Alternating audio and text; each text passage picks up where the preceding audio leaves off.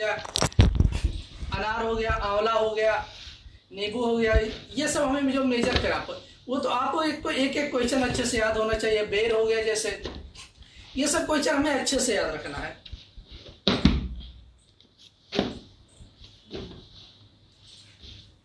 चलिए पूछ रहे कुछ क्वेश्चन कि जो बनाना या केला में जो प्रोपोगेशन या प्रवर्धन किया जाता है तो सकर्स का भार कितना होना चाहिए। इस क्वेश्चन का आप सभी लोग आंसर बनाइए, बताइए।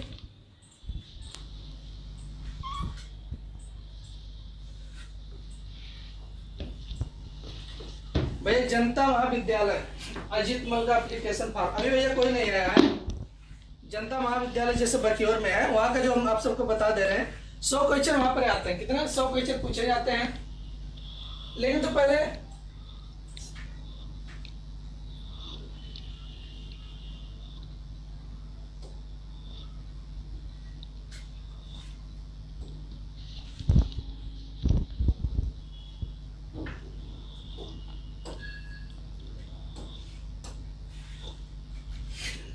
हाँ, तो काफी स्टूडेंट का ऋतिक सिंह बता रहे भैया 350 से 400 ग्राम।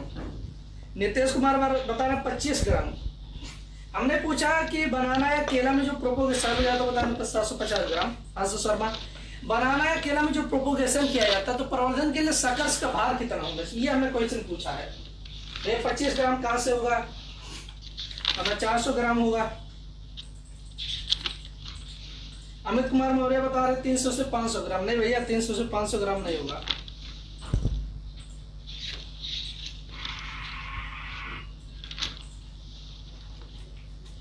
तो बनाना है केला में जो प्रोपोगेशन किया जाता है प्रवर्धन के लिए सकस का जो भार होना चाहिए, चलिए इसका आंसर हम बता देते हैं। तो 500 से 750 ग्राम होता है। कितना होता है, 500 से 750 ग्राम होता है।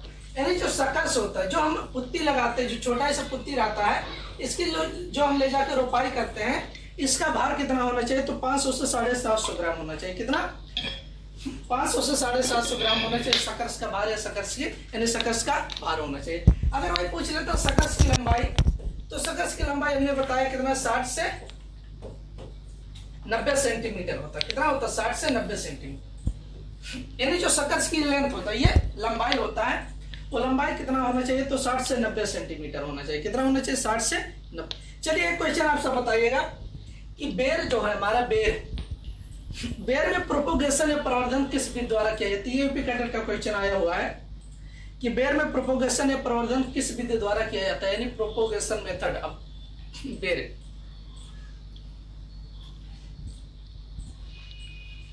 बेर में प्रवर्धन की विधि,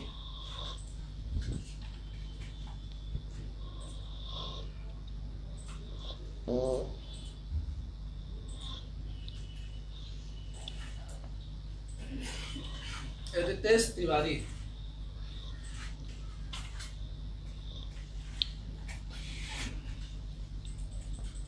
बेर में प्रोपोगेशन की विधि या प्रवर्धन की विधि कौन सी होती है। रिंकू मौर्य बता रहे हैं सीड। सीड कहां से होगा भैया, बेर में प्रोपोगेशन या प्रवर्धन। चलो हम बता रहे हैं बेर में प्रोपोगेशन या प्रवर्धन, ये यूपी कैडर का क्वेश्चन है। और कानपुर जब यूनिवर्सिटी ने पेपर बनाया था तो ये क्वेश्चन पूछा जाता कि बेर में प्रोपोगेशन या प्रवर्धन किस विधि द्वारा किया जाता है। तो रिंग बडिंग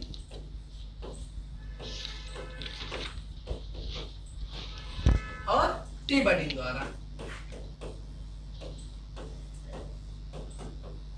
तो ये ध्यान रखना कि बेर में प्रोपोगेशन या प्रवर्धन किस विधि द्वारा किया जाता है, तो रिंग बडिंग या टी बडिंग द्वारा किया जाता है। किसके द्वारा किया जाता है, रिंग बडिंग या टी बडिंग द्वारा किया जाता है। अगर जिसको नहीं पता है तो ध्यान रखना कि बेर में प्रोपोगेशन या प्रवर्धन रिंग बडिंग या टी बडिंग द्वारा किया जाता है। ये क्वेश्चन आप जरूर ध्यान रखना।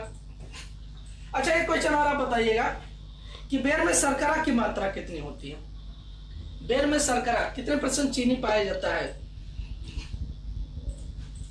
सालू एडो टी बडिंग बेर में दोनों होता है, रिंग बडिंग और टी बडिंग दोनों। हरीश कुमार, अमित कुमार मौर्य। चलिए ठीक है,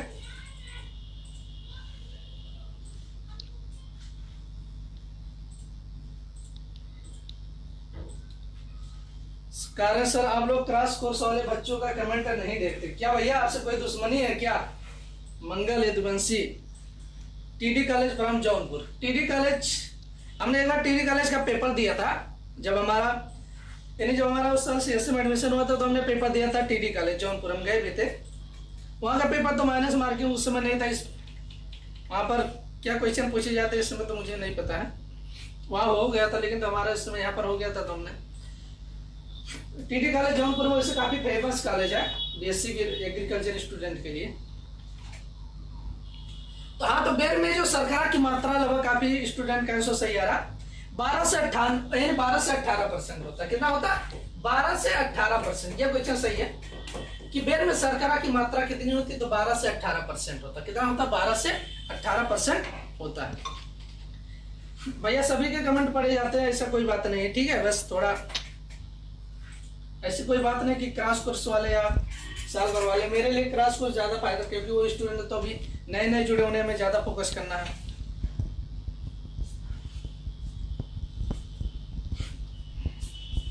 नवनीत शुक्ला बता रहे हैं सर 16.5% शुगर इन बेर। वैसे 12 से 18 जो एक रेशियो माना जाता है, 12 से 18% ही माना जाता है। अच्छा ये बताइए कि मचेटी का प्रयोग किस फसल में किया जाता है?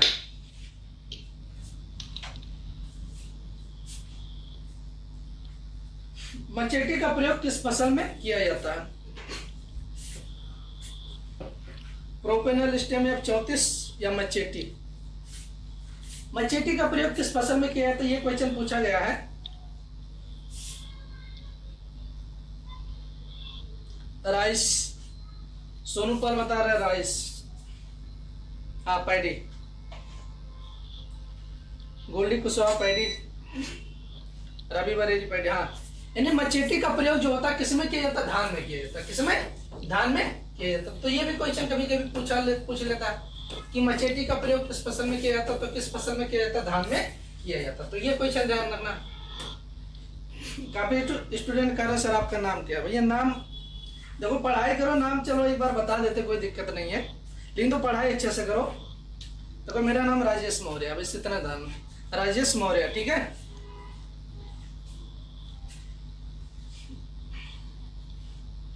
चलिए उसके बाद एक क्वेश्चन और हम पूछते हैं। अच्छा बताओ, उत्तर भारत में यानी नॉर्थ इंडिया में, उत्तर भारत में गेहूं में काली गिरोही का प्रकोप किस माह में अधिक होता है? ये भी क्वेश्चन यूपी कैटेगरी में पूछा गया है। ब्लैक रस्ट जिसे बोला जाता है काली गिरोही, उत्तर भारत में ब्लैक रस्ट या काली गिरोही का प्रकोप किस माह में होता है? ये क्वेश्चन यूपी कैटेगरी में आया हुआ है। और आप एग्रोनॉमी के जब बुक खोलोगे, तो आप उसमें लास्ट में जहां पर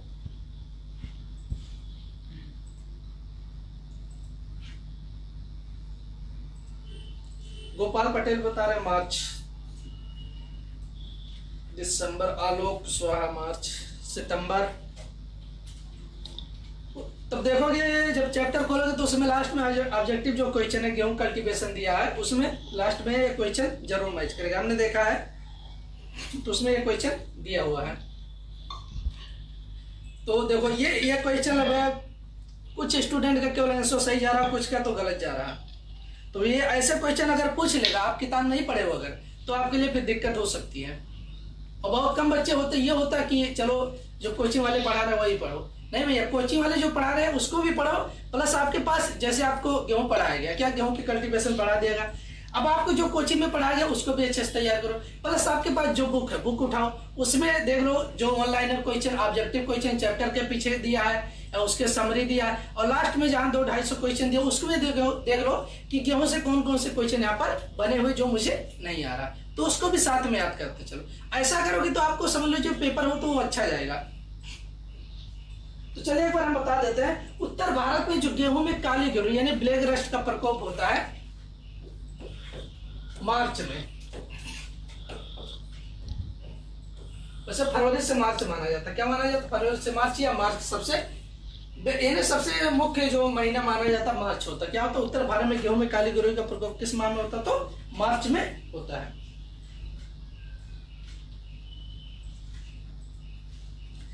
अमित कुमार मौर्य बता रहे हैं सर 1 हेक्टेयर में कितने पौधे होते हैं या कैसे निकालते हैं। ठीक है, बता देंगे आपको, परेशान ना हो। जिस दिन मेरी लास्ट क्लास रहेगी उस दिन हम बता देंगे। जब देखो अभी बता देंगे, भूल जाओगे। जो हमारा लास्ट जब चैप्टर यानी जो हमारा सिलेबस खत्म हो जाएगा तो बता देंगे। अरविंद कुमार सर आप मेरा कमेंट नहीं पढ़ते हो भैया, आप पढ़ते हैं। चलिए क्वेश्चन और बताइएगा कि हरी खाद की जो फसल होती है उसकी बुआई के कितने दिन बाद उसको हम जमीन में पलट देते हैं, या कितने दिन बाद या कितने सप्ताह बाद। हरी खाद की जो फसल होती है उस फसल की बुआई के कितने दिन बाद उसको हम जमीन में पलट देते हैं। अंकित साहू सर आपकी यूपी कैडर में कितनी रैंक आई थी? भैया इसकी रैंक ना पूछो, ठीक है। पहले सीएसए में एडमिशन लो तो हो सकता है मिलेंगे, ठीक है। बाई चांस कोई भरोसा नहीं है।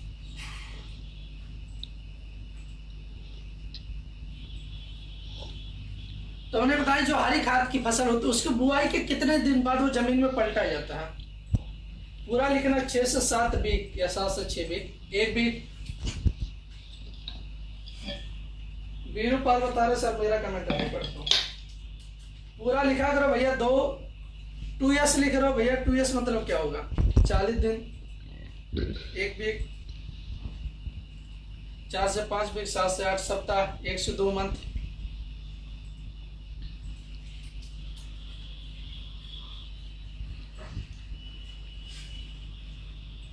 चलिए ठीक है, हम बता देते हैं। जो हरी खाद की फसल होती है जैसे हमारे सनई या ढैचा हो गया, क्या हो गया? सनई या ढैचा। अब इन फसलों की हम बुआई के कितने दिन बाद उसको जमीन में हम पलटाई कर देते हैं, तो ये समझ लेना 6 से 7 बीघ। 6 से 7 बीघ यानी मतलब हो जाएगा 40 से 42 दिन। 40 से 42 दिन। तो 40 से 42 दिन बाद इसमें बुआई के हम 40 से 42 दिन बाद इसमें पलट देते हैं। क्या करते हैं? पलट देते हैं। अच्छा, ये हो गया 40 से 42 दिन। अब एक क्वेश्चन और आप सब बताइएगा कि जो साइलेज बनाने के लिए फसलों को किस स्टेज में हमें हार्वेस्टिंग करना चाहिए। यानी अगर हमें साइलेज बनाना है, क्या बनाना? साइलेज। तो साइलेज बनाना है तो हमें फसलों की हार्वेस्टिंग या कटाई किस अवस्था में करते हैं? कौन सी ऐसी अवस्था होती है जिस अवस्था में हम फसलों की कटाई करते हैं अगर साइलेज बनाना है तो?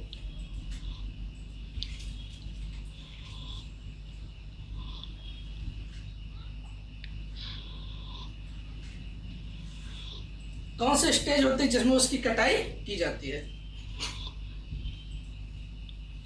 बताइए आप सभी लोग कमेंट बॉक्स में कमेंट करिए। रीति सिंह बता रहे मिल्किंग स्टेज। का भैया? मिल्किंग स्टेज मतलब दुग्धावस्था। Hariom flowering stage. Harsh Sharma before flowering.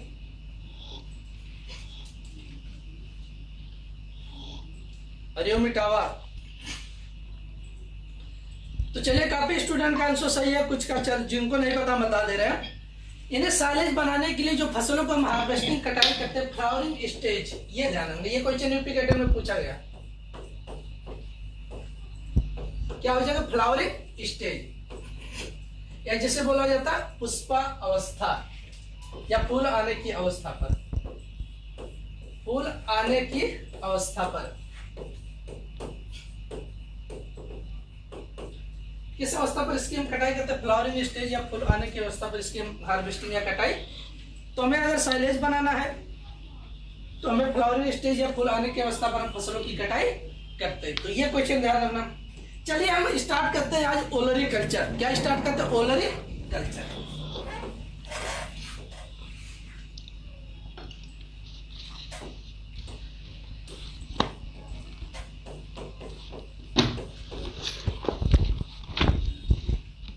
अब ओलरी कल्चर मतलब क्या होता है?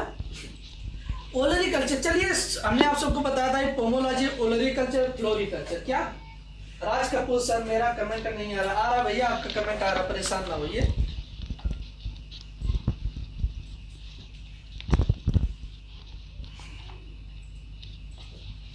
देखो भैया एग्रीकल्चर वालों की दुनिया थोड़ी अलग होती है, ठीक है। जितने भी हमारे एग्रीकल्चर के स्टूडेंट होते हैं हम सबकी दुनिया थोड़ी अलग होती है।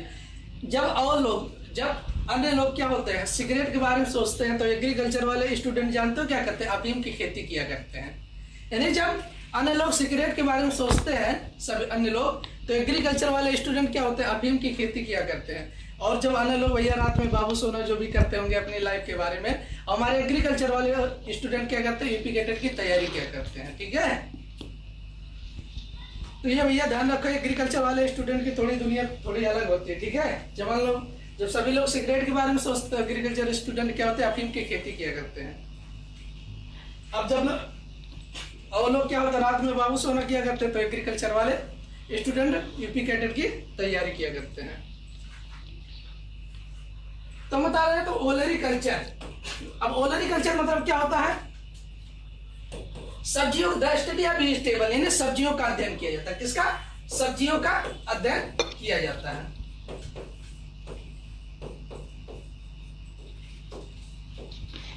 क्या किया जाता है? सब्जियों का अध्ययन किया जाता है। तो ये ध्यान रखना, पोमोलॉजी वाला हमने बता दिया था कि पोमोलॉजी में हम किसका अध्ययन करते हैं, फूलों का अध्ययन करते हैं। किसका अध्ययन करते हैं? फूलों का अध्ययन करते हैं। तो ओलरीकल्चर क्या हो जाए, ओलरीकल्चर। और ओलरीकल्चर में हम किसका अध्ययन करते हैं? सब्जियों का अध्ययन किया जाता है। किसका अध्ययन किया जाता है? सब्जियों का अध्ययन किया जाता है।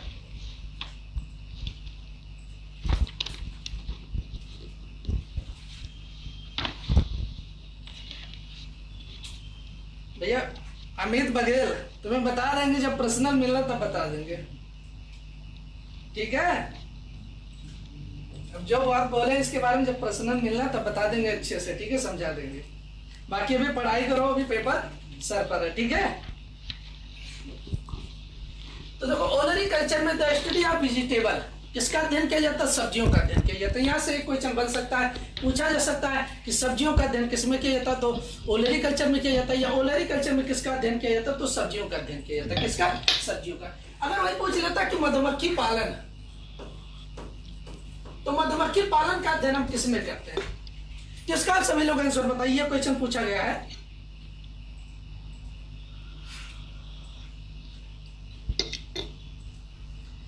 मधुमक्खी पालन यानी मधुमक्खियों का अध्ययन किसमें किया जाता है? मधुमक्खी पालन का अध्ययन किसमें किया जाता है? Ayush Yadav sir please reply me. भैया चलो ठीक है, पढ़ाई करो। तो मधुमक्खी पालन हम किसका अध्ययन किया जाता है? मधुमक्खी पालन के अध्ययन को या किसमें इसका अध्ययन किया जाता है पालन को? तो किसमें किया जाता है? AP culture. ये क्वेश्चन पूछा गया, क्या हो जाएगा? AP culture. क्या हो जाएगा? तो एपी कल्चर में किसके पालन का अध्ययन किया था? मधुमक्खी। या मधुमक्खी पालन का अध्ययन किसके अंतर्गत आता? तो एपी कल्चर के अंतर्गत आता। काफी स्टूडेंट का आंसर सही है। Shivam Maurya apiculture, Goldy Kushwaha, Ritik Singh apiculture, Sonu Pal apiculture, Anmol Kumar apiculture, Govind Raj apiculture. हाँ, तो ये क्वेश्चन पूछा गया, इसलिए हमने आप सबको जो बीच देखो यहाँ पर जो आपको बीच बीच में क्वेश्चन बताया जा रहा है, ये समझ लीजिए सब यूपी कैडेट के आए हुए क्वेश्चन हैं। हम जो भैया बता रहे हैं, मेरी गारंटी है कि जो किताब साथ में पढ़ते रहना, हर चैप्टर के पीछे लास्ट में 200-250 क्वेश्चन जो दिया है उसके क्वेश्चन आप जरूर पढ़ते रहना। मेरठ यूनिवर्सिटी पेपर करा रही, देख लेना, आपका इतना अच्छा नंबर आएगा, इतना अच्छा रिजल्ट जाएगा कि आप इतना शायद बहुत अच्छा जाएगा। तो एपी कल्चर में किसका अध्ययन करते हैं? मधुमक्खी पालन का अध्ययन किया जाता है। उसके बाद एक क्वेश्चन और पूछा जाता है कि अगर पूछ लेता है कि रेशम कीट के पालन का अध्ययन किसमें किया जाता है? रेशम कीट पालन। ये भी क्वेश्चन यूपी कैडेट का क्वेश्चन वो पूछा गया है। तो इसका भी आप सभी लोग बताइए कि रेशम कीट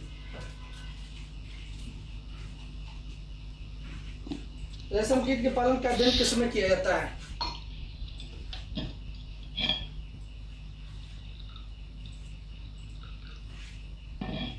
हाँ, सेरीकल्चर। काफी स्टूडेंट का लगभग आंसर आ रहा है सेरीकल्चर।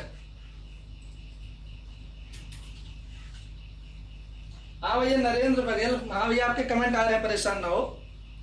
हाँ, तो रेशम कीट के इसके पालन का अध्ययन किसमें किया जाता है? तो सेरीकल्चर में किया जाता है। किसमें किया जाता है? सेरीकल्चर में किया जाता है। तो ये ध्यान रखना कि रेशम कीट के पालन का अध्ययन किसमें किया जाता है? तो सेरीकल्चर में किया जाता है। किसमें? सेरीकल्चर। मधुमक्खी पालन में या एपीकल्चर के अंतर्गत मधुमक्खी आ जाएगा। रेशम के कीट के अंतर्गत क्या आ जाएगा? हमारा सेरीकल्चर आ जाएगा। क्या आ जाएगा? सेरीकल्चर आ जाएगा।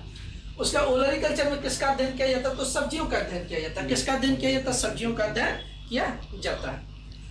तो इतना आ गया। अब चलिए हम आगे देखते हैं। अब ये क्वेश्चन और आप सबको बताना है। हमने आप सबको बताया होगा कि प्रतिदिन एक व्यक्ति को कितने सब्जी का उपयोग करना चाहिए प्रतिदिन।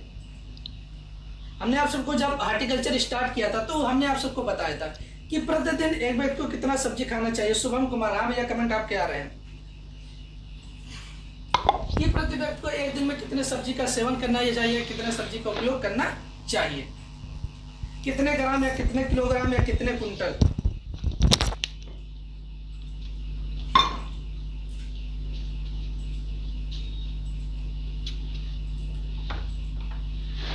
आयुष यादव बता रहे हैं भैया 600 ग्राम।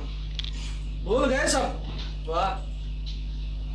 काफी स्टूडेंट हमने इसका आंसर बताया, कुछ स्टूडेंट का आंसर सही है तो कुछ का गलत है। ऐसे बोलोगे भैया तब क्या याद रहेगा। अभी कोई बगल में कहे भैया नंबर नोट कर लो, तो नंबर तो तुम्हें कहोगे हाँ बोल दो तुरंत याद हो जाएगा, उसको 20 बार याद कर लो, लेकिन तो क्वेश्चन नहीं याद होंगे। चलो भैया, उम्र की गलती तुम्हारी नहीं होती, तुम्हारी उम्र की है, ठीक है।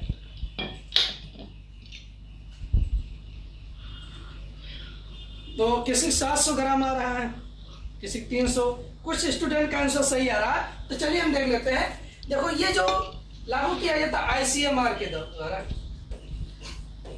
आईसीएमआर जितने भी डाटा हमारे जारी किए जाते हैं कि हमें प्रतिदिन कितना अनाज लेना चाहिए, या प्रतिदिन हमें कितना दूध लेना चाहिए, प्रतिदिन हमें कितना फल लेना चाहिए, और प्रतिदिन हमें कितने दाल का सेवन करना चाहिए, और हमें कितना प्रतिदिन सब्जियों का सेवन करना चाहिए। ये सब किसके द्वारा, आईसीएमआर के द्वारा, Indian council of medical research. किसके अंतर्गत जारी किया जाता है, Indian council of medical research के अंतर्गत ये जारी किया जाता है। इसका नाम नोट कर लेना, Indian council, Indian council of medical research, medical research.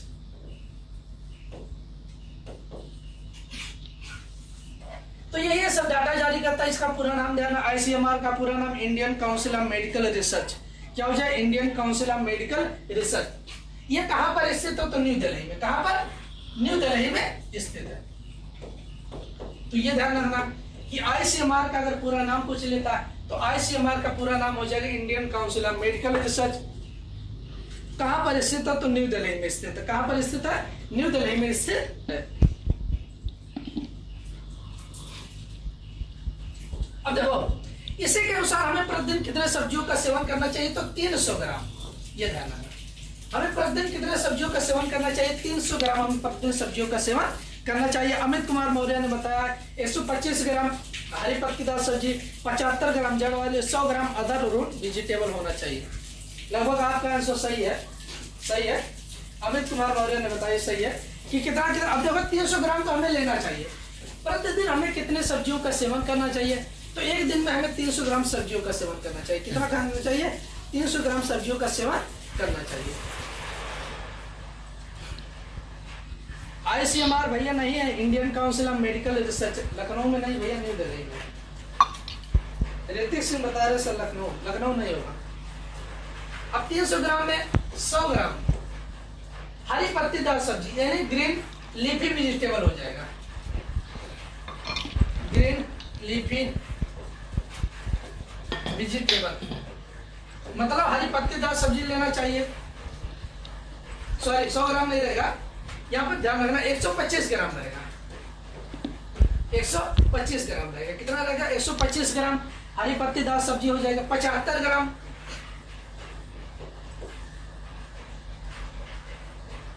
75 ग्राम हमारी क्या हो जाएगा, रूट वेजिटेबल यानी जड़ वाली हो जाएगा, रूट वेजिटेबल यानी जड़ वाली सब्जी हो जाएगा। और उसके बाद हमारा हो जाएगा 100 ग्राम। 100 ग्राम क्या होता है,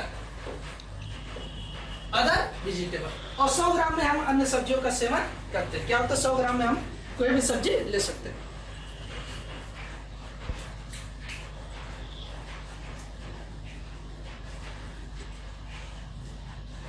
अब से क्या, हाँ भैया कमेंट आपके आ रहे हैं। तो ये ध्यान रखना, हमें इतना डीप नहीं जाना, लेकिन तो हमने आप सबको बता दिया है। क्यों हमें यहाँ पर इतना ध्यान रखना कि प्रतिदिन एक व्यक्ति को कितना सब्जी का सेवन करना चाहिए, तो 300 ग्राम सब्जी का सेवन करना चाहिए। एक व्यक्ति को एक दिन में कितना फल का सेवन करना चाहिए, तो 92 ग्राम फल का सेवन करना चाहिए। आईसीएमआर का पूरा नाम Indian council of medical research, new Delhi में स्थित है। इसी के अंतर्गत पूरा डाटा जारी किया जाता है। तो ये हो गया। अब हम देखते हैं, देखो आज हम पढ़ेंगे सोलेनेसी फैमिली। किस कुल से संबंधित पढ़ेंगे, हमारा रहेगा वेजिटेबल में जो कुल रहेगा यानी फैमिली, फैमिली या कुल। तो सबसे पहले हम स्टार्ट करेंगे कुल या फैमिली जो पढ़ेंगे वो सोलेनेसी, सोलेनेसी कुल के सब्जियों के बारे में पढ़ेंगे। किसके? सोलेनेसी कुल के सब्जियों के बारे में हम पढ़ेंगे। अब देखो हमने बताया था कि सोलेनेसी कुल के अंतर्गत कुल कितनी सब्जियां आती हैं, सोलेनेसी कुल के अंतर्गत कुल कितनी सब्जियां आती हैं।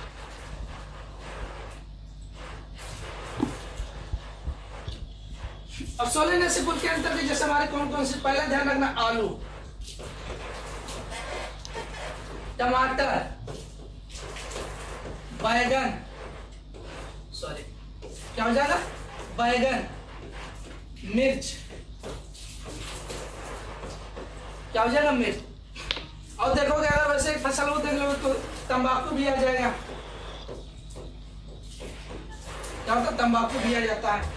लेकिन तो ये सब हमारे सोलेनेसी कुल के अंतर्गत क्या होता है, सोले। अगर सब्जियों की बात किया जाएगा, क्या बात किया जाएगा, सब्जियों,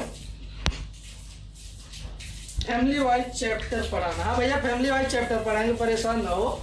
हमें भी पता भैया एग्रीकल्चर स्टूडेंट को कैसे पढ़ाना, वो किस लेवल से आते हैं और कितना उन्हें आता है और किस लेवल से उन्हें पढ़ाना है। क्योंकि एग्रीकल्चर वाले बच्चे को कुछ नहीं आता, मुझे पता है, गोबर बन के आते हैं। जो सच बात है वो बता देना कि मतलब इंटर में कुछ नहीं पढ़ाई करते हैं कि चलो पास हो जाएंगे, किसी तरह डिग्री तो मिल ही जाएगा। अब जब आगे चलते हैं तो उन्हें पता चलता है हाँ कंपटीशन क्या है, कैसे पढ़ा जाता है। कानपुर लोग फॉर्म तो सभी लोग सीएस के लिए डाल देंगे, लेकिन तो पढ़ाई कौन करता है ये तो आप जानते ही होंगे, तो 4%। एग्रीकल्चर वाले स्टूडेंट बहुत लोग ऐसे होते हैं जो कानपुर में तैयारी करने आते हैं, उन्हें गेहूं का बोटनिकल नेम नहीं पता रहता, फैमिली तक नहीं पता रहता। या पूछ लो कि उनके भैया चैप्टर में कौन, अरे उनके कितने कौन कौन से सिलेबस या ये चैप्टर में कितने, हमारे जो हमारी एक बुक है उसमें कौन कौन से चैप्टर है, तो काफी दिक्कत होता है, वीक होते हैं। तो ये नहीं कि हमें वीक रहना, पढ़ाई करके अच्छा करना है। तो देखो ये हमारे सोलेनेसी कुल से हम स्टार्ट करेंगे, आलू, टमाटर, बैगन, मिर्च और तंबाकू, ये हमारा सब्जी के अंतर्गत नहीं आता, लिख दिया। अब देखो इन सभी में जो अगर क्रोमोसोम नंबर पूछी जाए, जैसे मिर्च, टमाटर और बैगन, तो इन सभी में जो क्रोमोसोम नंबर आता है, तो ये सभी जैसे मिर्च, टमाटर, बैगन, क्या हो जाएगा, मिर्च, टमाटर और बैगन। तो ये सभी में अगर क्रोमोसोम नंबर पूछ लेगा तो इन सभी में जो 2n = होता है 24 होता है, ये ध्यान रखना। टमाटर, बैगन और मिर्च, क्या हो जाएगा, टमाटर, बैगन और मिर्च। तो इन सभी में जो क्रोमोसोम नंबर आ जाएगा वो कितना हो जाएगा, 24 होता है। कितना होता है, 24 होता है। और आलू में कितना होता है, 2n = तो कितना होता है, 48 होता है। कितना, 48 होता है। इसमें भी इसका तो एक बार देखना पड़ेगा, तंबाकू का, तंबाकू में कई होता है कि जैसे अमेरिकन कई उसमें तंबाकू होते हैं, तो क्यों हमें यहाँ पर वेजिटेबल देखना है। तो बैगन, टमाटर और मिर्च, ये भी सोलेनेसी, आलू भी सोलेनेसी कुल से संबंधित है। बैगन, टमाटर और मिर्च में क्रोमोसोम नंबर 24 होता है। धान में भी क्रोमोसोम नंबर कितना होता है, तो 24 होता है। आलू में वही पूछ लेगा तो आलू में क्रोमोसोम नंबर कितना होता है, तो 48 होता है। कितना होता है, 48 होता है। धान में भी क्रोमोसोम नंबर कितना होता है, 24। राइस जो होता है वो हमारा ग्रेमनी अनाज वाली फसल है, लेकिन तो उसमें भी क्रोमोसोम नंबर कितने पाए जाते हैं, 24 पाए जाते हैं। ठीक है,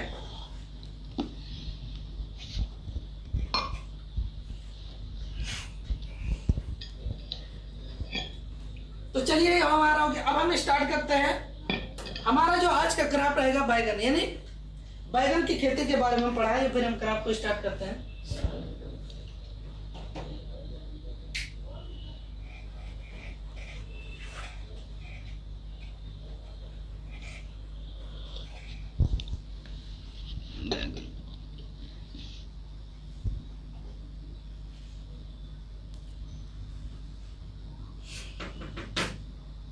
तो आज हम पढ़ेंगे बैगन कल्टीवेशन या बैगन की खेती के बारे में। किसके बारे में, बैगन कल्टीवेशन या बैगन की खेती के बारे में हम पढ़ेंगे। तो बैगन देखे होंगे कि आजकल सभी के यहाँ सब्जी बनाई जाती है और सभी के लगभग जो भी ग्रामीण एरिया से बिलोंग करते हैं, मतलब गांव में रहते हैं, वो सभी लोग बैगन के बारे में लगभग जानते होंगे। तो एक हमारा पॉपुलर सब्जी जो माना जाता है, जो हर किसान के घर में ये लगभग पाया जाता है। सभी लोग, देखो किसान हो या कोई भी हो, सभी लोग सब्जी तो खाते हैं। अगर अनाज ना पैदा किया जाए, अगर एग्रीकल्चर वालों अगर आप देखोगे शहर या कानपुर में आओगे, हम रियल बात बता रहे हैं, कि ये कहोगे कि हम एग्रीकल्चर पढ़ते हैं। अब भैया तो लोग कहते हैं कि एग्रीकल्चर वाले खेती बाड़ी खाली करते हैं, जाके मिट्टी में कौन जाएगा काम करने।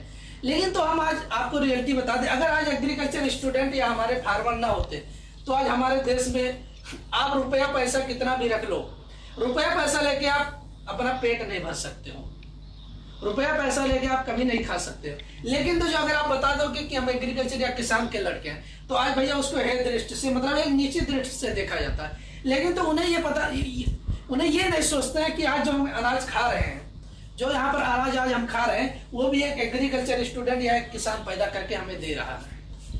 समझ लीजिए एक किसान लगा रहता है, पूरी दिन रात लगा रहता है, एक एक कैसे, अगर धान उसने धान की रोपाई किया, गेहूं की रोपाई किया, सब्जी की खेती किया, तो सुबह 6 बजे जाएगा खेत में, सुबह 6 बजे जाता है, उससे शाम को ये नहीं पता रहता है कब वो खेत से घर लौटेगा, ये नहीं पता रहता। आजकल लोग क्या होता है, अनाज गेहूं की बोरी क्या होता है, 1 कुंटल ज्यादा 15, अगर बहुत ज्यादा 1600, 1700, 1800 रुपए कुंटल बिकते हैं। लेकिन तो अब समझ लीजिए 1 कुंटल पैदा करने में उसका कितना खून पसीना लग जाता है, कितना उसकी रातों की नींद नहीं आती कि भैया कहीं बारिश हो जाएगा या कुछ हो जाएगा, सूखा पड़ रहा तो हम कैसे खेत की सिंचाई करेंगे, हमारे पास पैसे नहीं। तो वो एक किसान जान सकता है, एक किसान और एक एग्रीकल्चर वाले स्टूडेंट ही जान सकते हैं।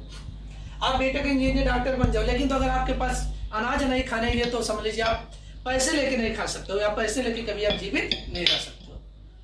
तो जितने भी हमारे स्टूडेंट हैं, अच्छे से पढ़ो, एक एक अच्छे से सभी लोग तैयारी करो, क्योंकि आप सब जानते हो अपने घर की जो स्थिति होता है हम सब बदल सकते हैं। आप हो अपने घर की स्थिति को बदल सकते हैं, हम सब पढ़ाई करके अपने घर की स्थिति को बदल सकते हैं। तो ये सोच लो, टारगेट बना के पढ़ो कि अगर हमारे पिताजी खेती कर रहे हैं तो आने वाले समय में हम और अच्छा बेहतर करके इन्हें देंगे, कि आने वाले समय में जो ये दिन भर खेत में लगे रहते हैं, वो दोबारा उन्हें वो दिन लगभग ना देखना पड़े शायद। तो कोशिश करिए सभी स्टूडेंट, हम मानते हैं आप सभी लोग एक दिन में नहीं कर सकते हो, लेकिन एक दिन जरूर होगा। कोई भी चीज एक दिन में नहीं होगा, लेकिन तो एक दिन वो एक दिन होगा, जरूर एक दिन जरूर होगा। तो इसी ईमानदारी से और इसी सोच से आप सभी लोग पढ़ाई कीजिए कि एक दिन में नहीं कर सकते, लेकिन तो वो वर्क या कार्य, वो सिलेक्शन हमारा एक दिन जरूर होगा। और देखो, कभी भी हमें अगर पढ़ाई करना है तो कभी ये नहीं सोचना कि हमें रिजल्ट क्या आएगा, हमें ये देखना हम कितना अच्छा बेटर खाली यहाँ पर पढ़ लें। पढ़ाई आप करके अच्छे से जाओ, रिजल्ट की चिंता मत करो। अगर आप अच्छे से पढ़ो तो आपको रिजल्ट क्या आएगा, ये सोचो कि हम यहाँ पर कितना अच्छा, यहाँ पर हम पढ़ाई कर ले जाए, कितना अच्छे से ज्यादा क्वेश्चन हम याद कर ले जाए, एक मिनट जितना बचा के ज्यादा से ज्यादा क्वेश्चन तैयार कर ले जाए। इस पर्पज से पढ़ोगे। और कभी समय देख के ना पढ़ा करो कि चलो हम 1 घंटा ये पढ़ेंगे, 1 घंटा कभी टाइम देख के नहीं पढ़ाई करना चाहिए। ये देख के पढ़ो कितना अच्छा कर पा रहे हैं, और कोशिश करो कितना ज्यादा समय हम किताब को दे पा रहे हैं। तो बाकी ये सब आप ध्यान रखना। फिर हम चलिए हम स्टार्ट करते हैं। देखो बैगन, तो बैगन को और किस नाम से जाना जाता है, यानी ब्रिंजल इज नोन एज, या बैगन को और किस नाम से जाना जाता है, तो एग प्लांट के नाम से जाना जाता है। किसके नाम से? एग प्लांट के नाम से जाना जाता है। तो ये क्वेश्चन एक बार कंपटीशन में, यानी जो वाइवा हम सबका होता प्रैक्टिकल होता, तो उसमें पूछा गया था कि एग प्लांट किससे कहा जाता है। ये कंपटीशन में पूछा गया था, यानी कंपटीशन में हमारे यूपी कैडेट में प्लस सीएसए में जब ये प्रैक्टिकल चलते, तो ये भी कोई चीज, जैसे आप हार्टिकल्चर का पेपर है, फंडामेंटल या वेजिटेबल सब्जेक्ट का पेपर, तो पूछ लेंगे एग प्लांट किससे कहा जाता है, या एग प्लांट का उत्पत्ति स्थान। तो एग प्लांट किससे कहा जाता है, तो बैगन को कहा जाता है। किससे कहा जाता है? बैगन को कहा जाता है। पहला क्वेश्चन यहाँ पर यह बन गया कि एग प्लांट, बैगन को और किस नाम से जाना जाता है? एग प्लांट के नाम से जाना जाता है। या एग प्लांट किससे कहा जाता है, तो एग प्लांट हमारा किससे कहा जाता है? बैगन को कहा जाता है। इतना आपको समझ में आया। अब नेक्स्ट क्वेश्चन आ जाता है बैगन का बोटेनिकल नेम, तो सोलेनम मेलोजिना। बैगन किस फैमिली से संबंधित? तो सोलेनेसी। बोटेनिकल नेम सोलेनम मेलोजिना हो जाएगा। क्या हो जाएगा? सोलेनम मेलोजिना। अगर मानते हैं आपको कंफ्यूजन होता है तो ये ध्यान रखना, बैगन किस कुल से संबंधित है? सोलेनेसी। बोटेनिकल नेम सोलेनम मेलोजिना हो जाएगा। क्या हो जाएगा? सोलेनम मेलोजिना। देखो फैमिली यहाँ पर क्या हो जाएगा? सोलेनेसी। ओरिजिन प्लेस, हाँ कभी कभी इस तरह पूछ लेता है कि एग प्लांट का उत्पत्ति स्थान क्या हो जाएगा। क्या हो जाएगा? एग प्लांट का उत्पत्ति स्थान। अब एग प्लांट, तो सबसे पहले हमें यह पता होना चाहिए कि एग प्लांट किससे कहा जाता है। तो एग प्लांट किससे कहा जाता है? बैगन को कहा जाता है। किसे? बैगन को। तभी हम लगा पाएंगे कि बैगन का उत्पत्ति स्थान क्या हो जाएगा? भारत हो जाएगा। क्या हो जाएगा? भारत, या कभी कभी लिख देता है भारतवर्ष। क्या लिख देता, कभी कभी भारतवर्ष भी लिख देता। तो ये ध्यान रखना कि बैगन का बोटेनिकल सोलेनम मेलोजिना, फैमिली आपको हो जाएगा सोलेना से, ओरिजिन प्लेस क्या हो जाएगा भारत। अब क्रोमोसोम नंबर हमने आप सबको पहले बता दिया था, लेकिन एक बार और बता देते हैं। इसमें जो क्रोमोसोम नंबर होता है 24 यानी 24 पाया जाता है। कितना पाया जाता है, 24 पाया जाता है। अब हमें लगता है आप सबको ये क्वेश्चन याद हो गया होगा, आप एक दो बार पढ़ लेंगे अच्छे से तो याद हो जाएगा। एग प्लांट बैगन को कहा जाता है, बैगन का बोटेनिकल नेम सोलेनम मेलोजिना, क्योंकि एक उससे संबंधित है, सोलेनेसी से संबंधित है। एग प्लांट या बैगन का उत्पत्ति स्थान भारत हो जाएगा। क्रोमोसोम नंबर क्या होता है, 24। टमाटर, बैगन और मिर्च, और धान में क्रोमोसोम नंबर 24 होता है। आलू में क्रोमोसोम नंबर कितना होता तो 48 होता। कितना होता है, 48 होता। आम में क्रोमोसोम नंबर कितना होता तो 40 होता। ये हो गया। अब हम आगे देखते हैं।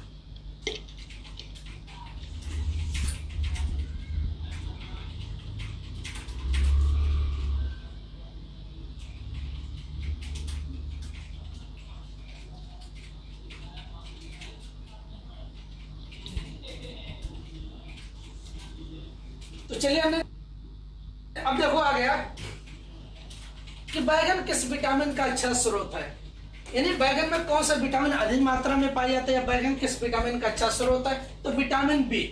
अब देखो विटामिन बी, अब विटामिन बी के अंतर्गत कई विटामिन आते हैं, vitamin B1, vitamin B2, vitamin B6, vitamin B5, vitamin B7 या कई विटामिन आते हैं। तो हमें सभी विटामिन के नाम के बारे में तो आप सबको बायो में पढ़ाया गया होगा। बाकी हमने आप सबको विटामिन B1 का थायमिन, विटामिन B2 का राइबोफ्लेविन होता है, तो ये सब कई क्वेश्चन आ जाते हैं। तो बैगन किस विटामिन का अच्छा स्रोत है, विटामिन बी का अच्छा स्रोत है, ये ध्यान रखना। या कौन से बैगन में कौन सी विटामिन अधिक मात्रा में पाई जाती है, तो विटामिन बी अधिक मात्रा में पाई जाती है, मतलब इसमें सभी विटामिन बी पाया जाता है। नेक्स्ट क्वेश्चन आ जाता है कि बैगन में कार्बोहाइड्रेट की मात्रा,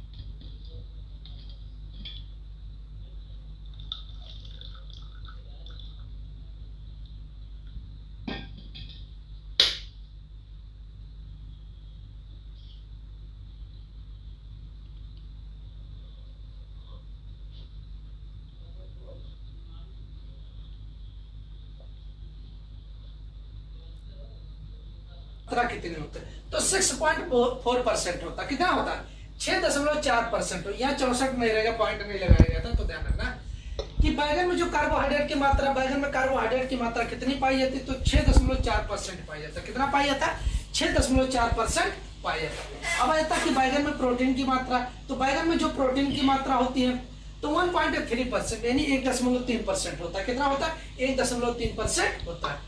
तो बैगन किस विटामिन का अच्छा स्रोत है, विटामिन बी।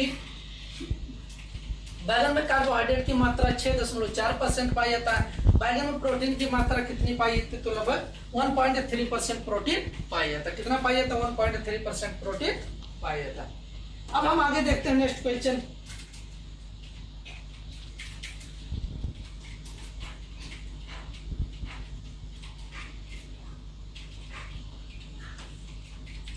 अब आ जाता है कि बैगन में बैगनी रंग का कारण, यानी बैगन में बैगनी रंग किसके कारण होता है, पूछा जा सकता है कभी कभी कि बैगन में बैगनी रंग का कारण क्या होता है। तो बैगन में जो बैगनी रंग का कारण होता है वो एंथ्रोसाइनिन होता है। क्या होता है, एंथ्रोसाइनिन। तो ये आप ध्यान रखना, अगर पूछ लेता कि बैगन में बैगनी रंग का कारण क्या हो जाएगा, तो एंथ्रोसाइनिन हो जाएगा। क्या हो जाएगा, एंथ्रोसाइनिन। अब नेक्स्ट क्वेश्चन आ जाता है कि बैगन का फल किस रोगियों के लिए लाभदायक होता है, यानी कौन से रोगी होते हैं या कौन से पेशेंट होते हैं जिनको, यानी जिनको बैगन खाने के लिए, मतलब अगर बैगन खाने के लिए डॉक्टर लोग कहा जाता है उनके लिए लाभदायक होता है। तो डायबिटीज पेशेंट, जिसे बोला जाता है मधुमेह, क्या होता है, जिसे बोला जाता है मधुमेह, या जिसे बोला जाता है शुगर। लोग कहते हैं इनको शुगर हो गया, तो वही होता है डायबिटीज पेशेंट। क्या होता है, डायबिटीज पेशेंट या मधुमेह रोग कहा जाता है, मधुमेह रोग। तो बैगन, और किस प्रकार का बैगन उन्हें खाने के लिए कहा जाता है? तो सफेद कलर का बैगन होता है। क्या? सफेद। देखे होंगे इसी के नाम पर जो होता है, जो व्हाइट बैगन होता है, इसी के नाम पर बैगन को बोला जाता है एग प्लांट कहा जाता है। क्या कहा जाता है? Egg plant. क्योंकि ये बैगन जो होता है छोटा छोटा अंडे के आकार का, सेम ऐसे छोटे अंडे के आकार का होता है, तो इसीलिए इसे क्या नाम पड़ गया? एग प्लांट बैगन को कहा जाता है। तो बैगन किस प्रकार के रोगियों के लिए लाभदायक होता है? तो डायबिटीज पेशेंट या मधुमेह रोगियों के लिए लाभदायक। और सॉइल या मृदा,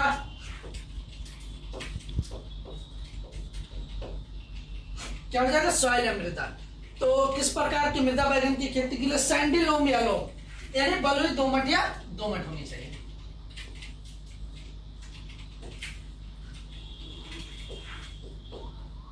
बलुई दोमट या दोमट।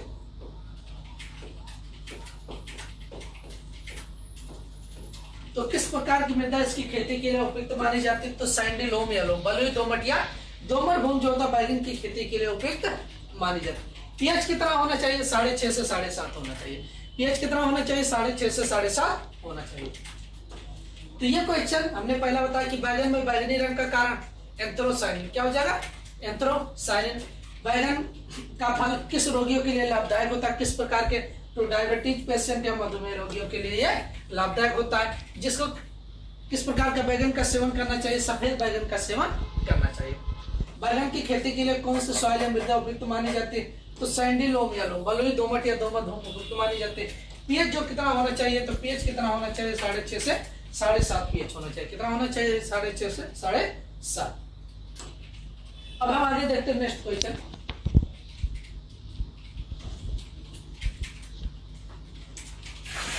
चलिए क्वेश्चन का आप सब आंसर बताइएगा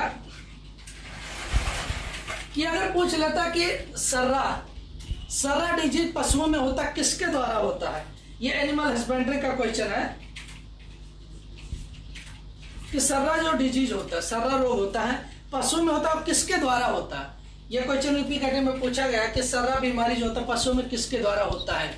तो आप सभी लोग कमेंट बॉक्स में इसका आंसर बताइएगा। तब तक हम ये क्वेश्चन देखते हैं। अब देखो आ जाता है कि बैगन में कौन सा विषैला तत्व पाया जाता है, यानी टॉक्सिक एलिमेंट। तो कभी कभी पूछ लेता टॉक्सिक एलिमेंट यानी कौन सा विषैला तत्व पाया जाता है। तो बैगन में कौन सा विषैला तत्व पाया जाता है? सोलेसाइडिन। क्या हो जाएगा? सोलेसाइडिन। तो अगर पूछ लेता कि बैगन में कौन सा विषैला तत्व पाया जाता है, तो बैगन में कौन सा विषैला तत्व पाया जाता है? सोलेसाइडिन नामक विषैला तत्व पाया जाता है। इसको अभी हम सही करा दे रहे हैं, यानी सोलेसाइडिन हो जाएगा।